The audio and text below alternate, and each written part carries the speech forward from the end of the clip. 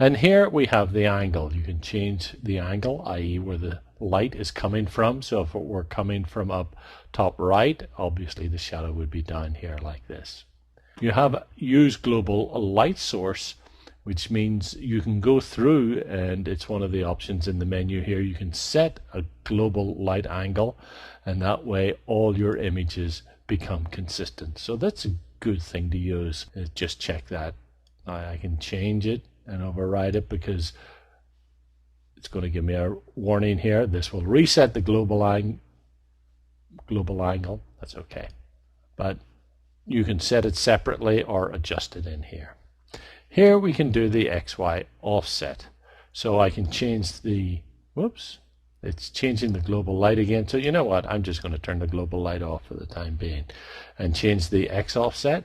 There it moves out like that without changing the Y offset. And you can change them individually or together. I'm just going to set them at about 1.5 each. 0.15 and tab out like that. Down here you can change the size, moving it out like that, and you can see how it blurs as that number gets bigger, or you can just set it back there. It gets almost solid. Well, it does get solid when you set it to 0. You always want to have some size in this, and that way it'll look a little bit more realistic. Here you can change the spread, moving it out a little bit and moving it back in to 0. Spreads it out away. Let me make it big like this, and you can add noise. I don't really like noise because I think it looks pixelated, but there are some times I've used it. It's a nice effect, but in most cases it just makes this pixelated effect for the shadow like that. Here we have object knocks out shadow. And this is important when you go to print. You probably want to keep this checked because you'll notice there is no shadow behind the object. But if we had this turned off, you wouldn't see any difference, but the shadow would be behind here, and it could print darkening all this area here because the shadow is behind it. So you really do want to knock it out. And here we have the shadow honors other effects.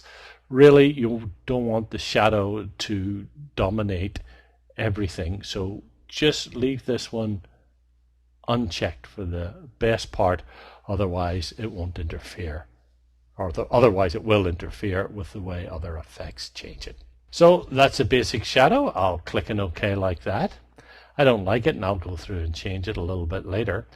But once you have one correct like this, rather than go through these and add them, we'll create a style. So I'll just come down here and create a new style like that. Subject style 2, come over, and we'll put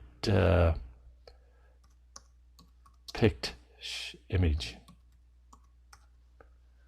like that. Click on OK. That way I can come through, select these two, click on the style.